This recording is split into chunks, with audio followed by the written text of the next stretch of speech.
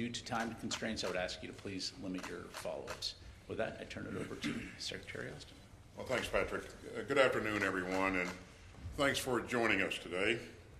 We've just concluded our 9th meeting of the Ukraine Defense Contact Group. I'd like to thank Ukrainian Minister of Defense Reznikov and his team for once again joining us today. Now, next week, the world will mark a grim milestone.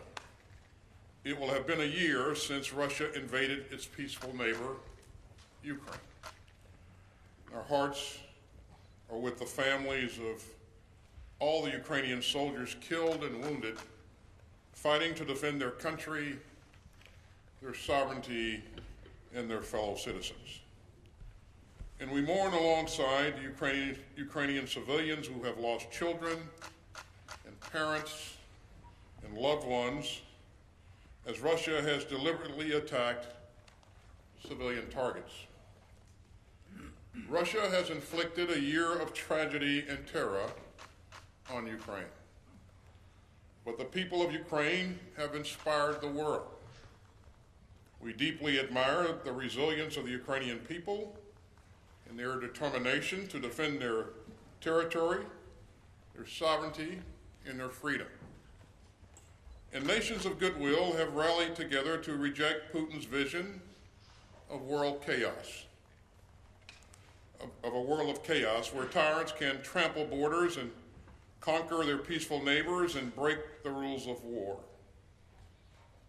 And that's what this contact group represents. Together we have made clear that we will support Ukraine's self-defense for the long haul. And we will move out with the urgency that the moment demands.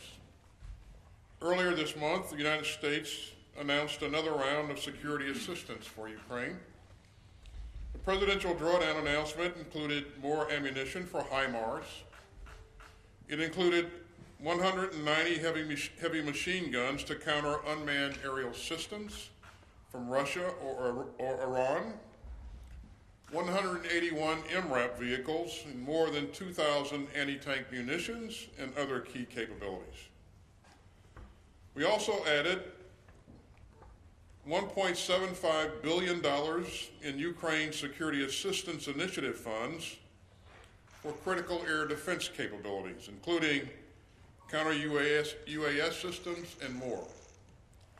And at today's contact group, we joined again with our valued allies and partners to make sure that Ukraine has what it needs when it needs it. And we continue to work together to provide Ukraine with full combat-credible capabilities and not just equipment. And that's why we discussed synchronizing our donations into an integrated training plan.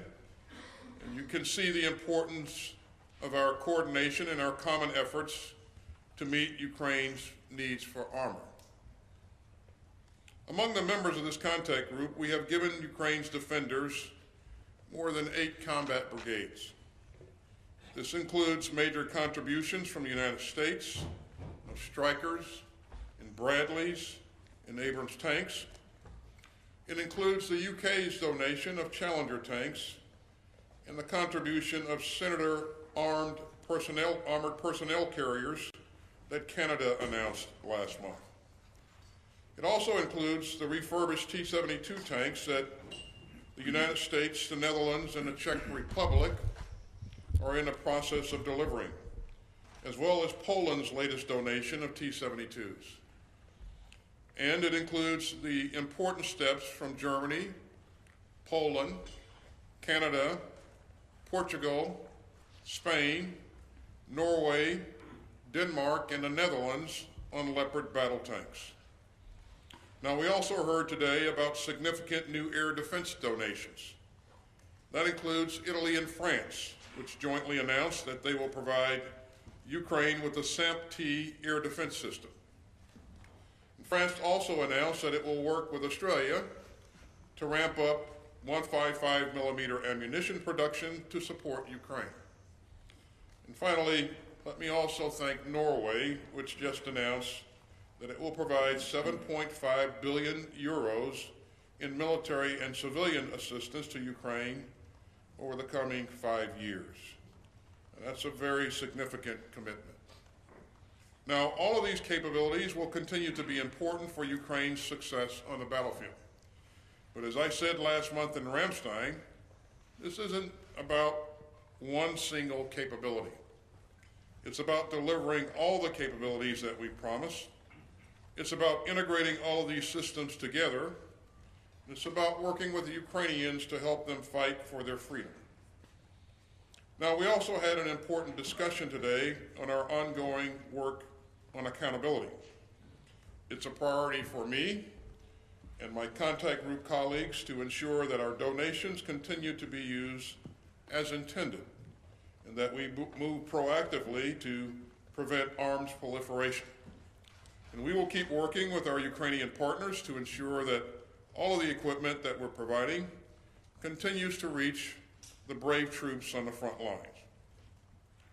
Now, a year ago, Putin assumed that Ukraine was an easy target. Putin assumed that Kyiv would easily fall. And Putin assumed that the world would stand by. But the Kremlin was wrong on every count. Over the past year, Ukraine's soldiers have fought valiantly for their country. Ukraine's people have shown deep courage in the face of Russian cruelty, and countries of goodwill have rallied to defend an open order of rules and rights. Together we seek a world where disputes are resolved peacefully, where sovereignty is respected, where borders are honored, and where civilians are protected. Those are the values of this contact group. We stand united in our support for Ukraine's fight for freedom, and we will stand together, united and resolute, for as long as it takes. And with that, let me turn it over to General Milley. Thank you, Secretary Austin, and thank you for your leadership, leading this ninth successive contact group. This is an incredible level of effort by many, many countries, and it wouldn't be happening without the leadership of Secretary Austin. Good afternoon to everyone, and let me start by giving my condolences to the people of Turkey and Syria with the tragic loss of life and suffering that has occurred because of the recent earthquake. Also suffering are the Ukrainian people. We are approaching the one-year anniversary of Russia's illegal invasion of a sovereign nation, the sovereign nation of Ukraine. And I want to thank the ministers of defense and the chiefs of defense that were here today, representing 54 countries that continue to participate in this group. The actions of those leaders over the last year have contributed substantially with real effect on the battlefield, and they collectively have demonstrated unwavering commitment to the defense of Ukraine. And a special thank you to the Ukrainian Minister of Defense, Reznikov, and his Deputy Chad, General Moisuk, who continue to display exceptional leadership. And my friend, General Zaluzny, who is on the battlefield every day, leading his country's defense.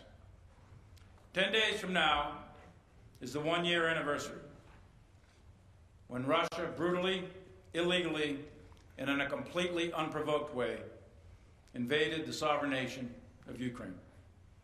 As the Secretary just pointed out, Putin thought he could defeat Ukraine quickly, fracture the NATO alliance, and act with impunity. He was wrong. Ukraine remains free. They remain independent. NATO in this coalition has never been stronger, and Russia is now a global pariah. And the world remains inspired by Ukrainian bravery and resilience. In short, Russia has lost. They've lost strategically, operationally, and tactically, and they are paying an enormous price on the battlefield. But until Putin ends his war of choice, the international community will continue to support Ukraine with the equipment and capabilities it needs to defend itself. Through this group, we are collectively supporting Ukraine's ability to defend its territory, protect its citizens, and liberate their occupied areas. In the face of a barbaric Russian invasion, Ukrainians remain resilient. The nation of Ukraine is united for one single purpose: to expel the Russian forces from their territory and to defend themselves. For Ukraine, this is not a war of aggression, it is a war of defense. For Russia, it is a war of aggression. The Russian military has paid tremendous costs in their war of aggression, and now they have resorted to sending conscripts and prisoners to imminent death. In recent months, the group who gathered here today pledged to provide significant quantities of battlefield capabilities: tanks, air defense, and munitions. 11 countries have pledged tanks, 22 have pledged infantry fighting vehicles, 16 pledged artillery and munitions, and 9 more pledged air defense artillery. The group is focused on delivering the capabilities committed and efficiently providing the training, the spare parts, the sustainment, logistics necessary for the full employment of these systems. Training, maintaining, and sustaining Ukraine's remains key for Ukraine to prevail.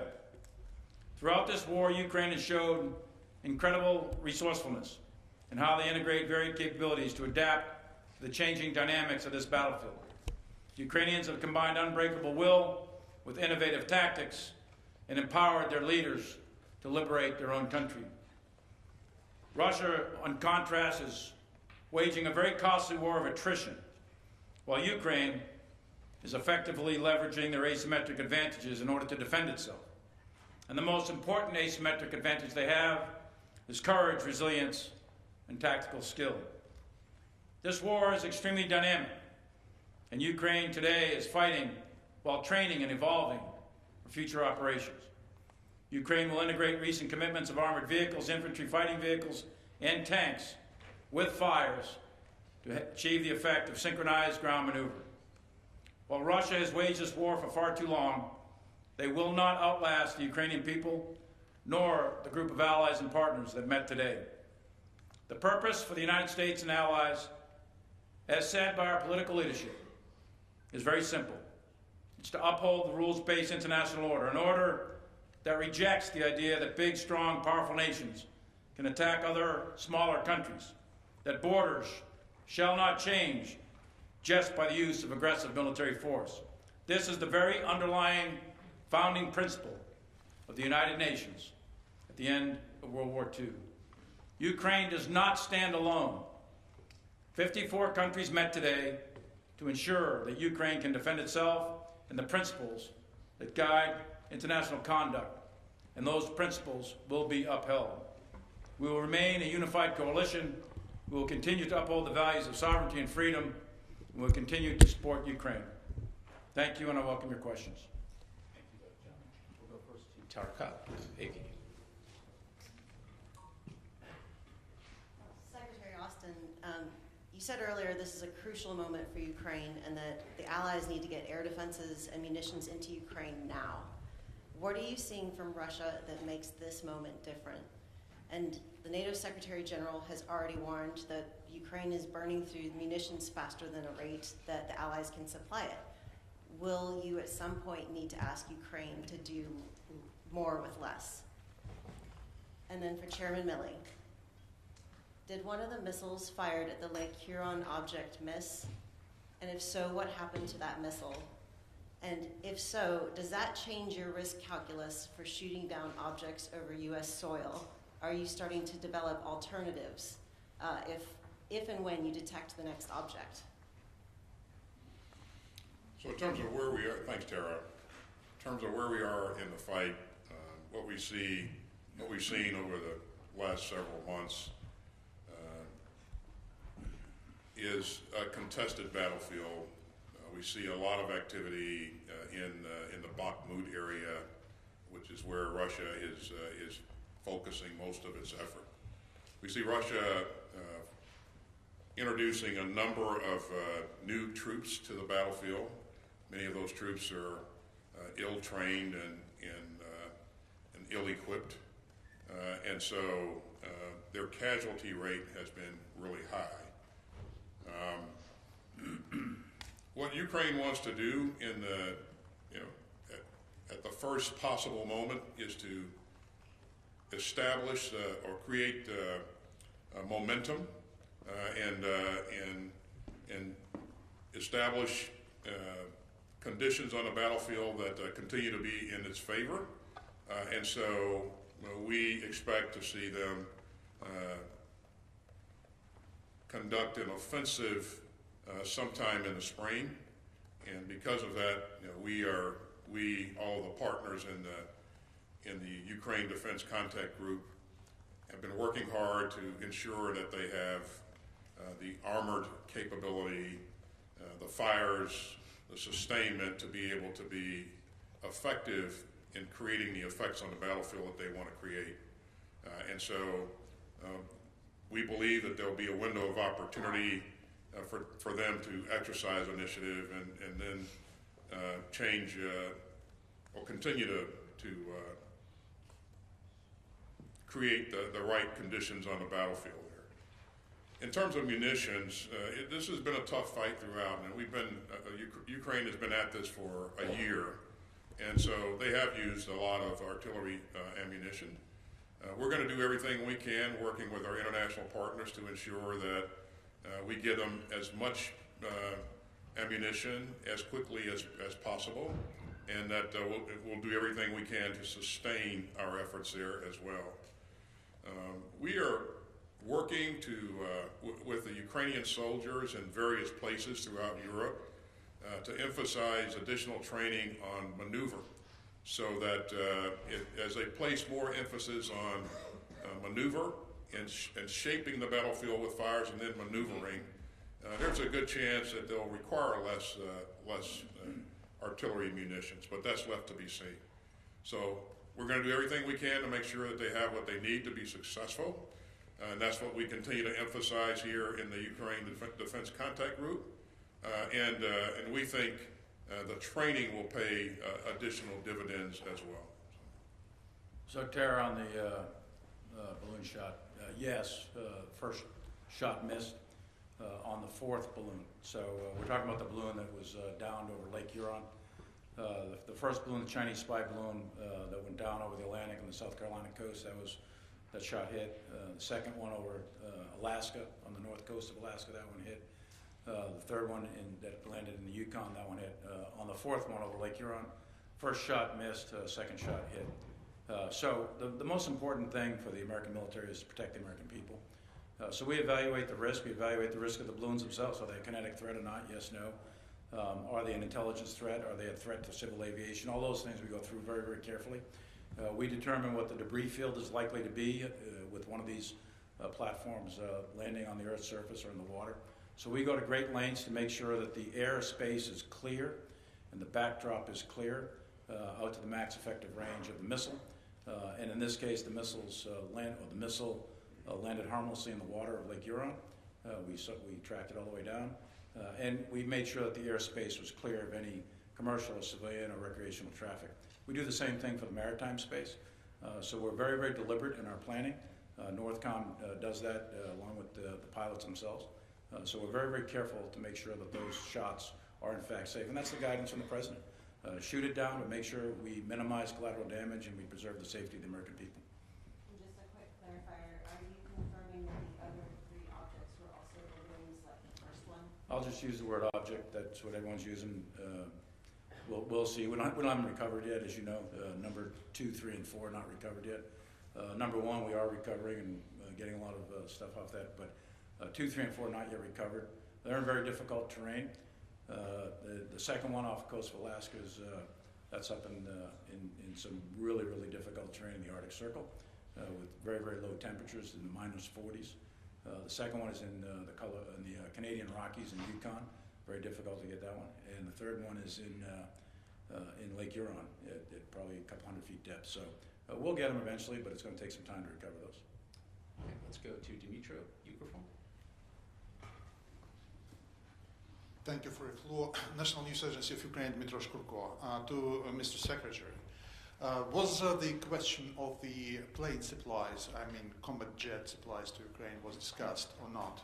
And what kind of security circumstances should be created inside Ukraine to deploy a new type of aircrafts of such kind? Does it mean that that is possible after the integrated air defense system is created? And to General Milley, if I may, what is your risk assessment for supply routes of the delivery of Western equipment and ammunition to Ukraine, and how it could be made more secure?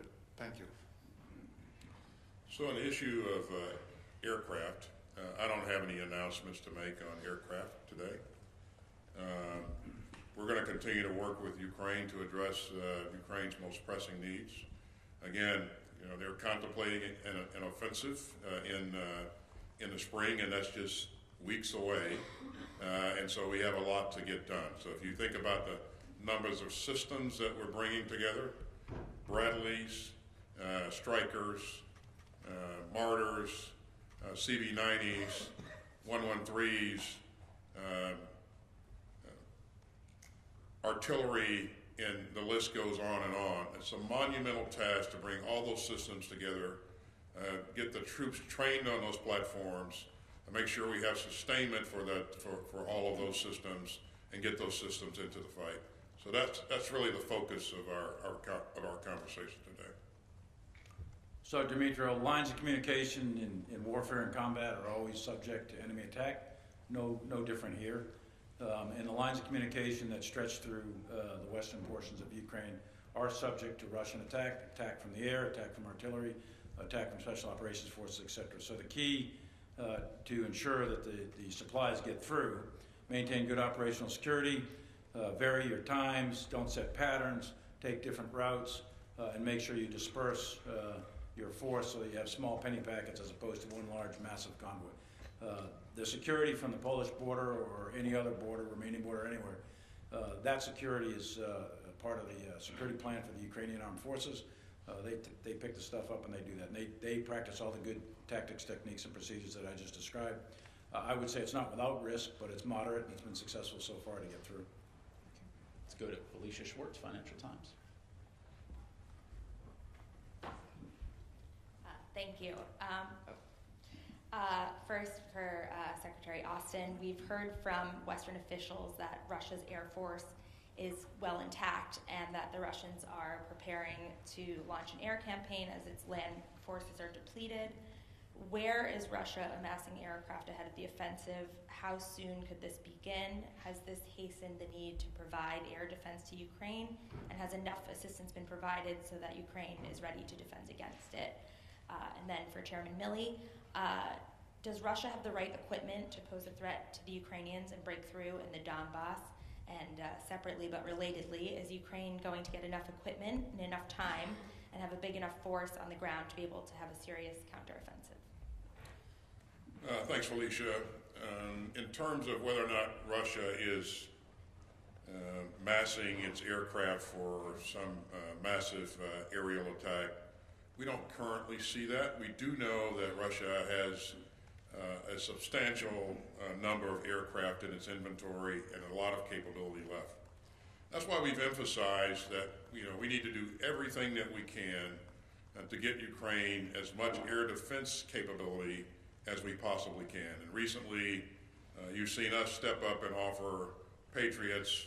You've seen other countries come forward with SAM-T and RST, but it's not enough, and we're going to keep pushing until we get more because that threat is out there. But again, many countries have stepped up to the plate thus far. Our effort currently is to get these capabilities into country as quickly as we can, and then integrate those capabilities so we truly have an integrated air and missile defense capability. And I would add that Ukraine's done a credible job of intercepting a lot of the rockets and missiles that have been launched by Russia in those recent attacks. But again, we want to make sure that they have the ability to protect themselves going forward in the event that Russia tries to introduce its air force into this fight. They haven't done so thus far because Ukraine's air defenses have been pretty gosh darn effective, as you know. So, Felicia, on whether or not the Russians have the capability and equipment, et cetera, to continue the attack in the Donbass, they are attacking in the Donbass right now. Their progress is slow. It's a war of attrition. They're taking heavy casualties. Their leadership and morale is not great, and they're struggling mightily.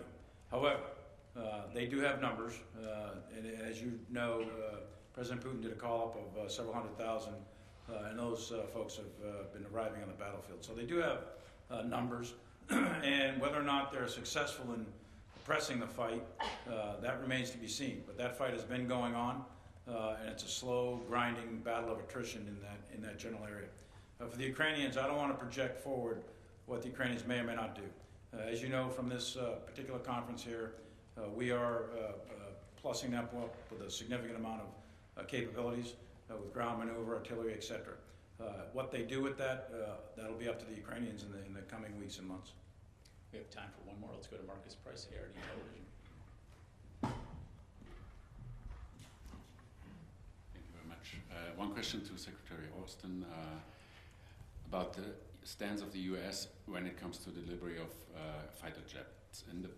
President Biden said no to the delivery of F-16. Also earlier in the conflict, when Poland offered to deliver MiG-29 via Ramstein to Ukraine, I think the U.S. stopped it. Has this position evolved?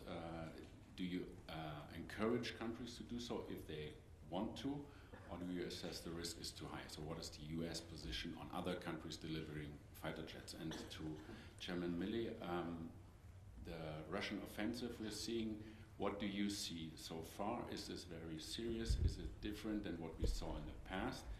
And do you have any intelligence whether we are going to see another attempt of the Russian forces to capture Kiev? Thank you. Thanks, Marcus. For the record, with respect to any kind of aircraft being provided by Poland, the United States never stopped Poland from providing anything. A decision to provide something that's the decision made. That will be a decision made by the leadership of that country. That's certainly not something that we can or will dictate. In terms of whether or not we're going to provide F-16s, as I said earlier, I don't have any announcements to make, and I don't have anything to add to what our president said earlier. So, and I'll just leave it at that. And Marcus, on the issue of the Russian offensive, this offensive that you see ongoing right now in the generally in the Bakhmut area, from Kharkiv all the way down to Kyrgyzstan, the front line is quite stable, even though very violent, a lot of fighting. It's relatively stable. Most of the dynamic movement back and forth is generally in the vicinity of Bakhmut. The Ukrainians are holding. They're fighting the defense. The Russians, primarily the Wagner group, are attacking. But there's what I would describe it as is a really a very significant grinding battle of attrition with very high casualties, especially on the Russian side. There's no fancy arts of maneuver going on here. This is frontal attacks, wave attacks, lots of artillery with extremely high levels of casualties in that particular area. And how long that will last is difficult to say, actually. It's been going on for weeks, and I think it'll continue to go on until either the Russians culminate. I don't think the Ukrainians will just collapse or fold. I think they're going to continue to fight. So that's a battle worth that we're paying attention to very, very closely and making sure that the Ukrainians have the capability to continue to defend. As far as Kyiv, I'm not going to go into what intelligence we have or don't have. I would just say that right now there's always a potential threat. There's clearly air threats, missile attack threats. Kyiv is the capital, and that was a significant objective early in the war. So I would never discount Russian capabilities to attack Kyiv, but right now we're not seeing any significant indicators and warnings. Ladies and gentlemen, that is all the time we have available today. This concludes our press briefing.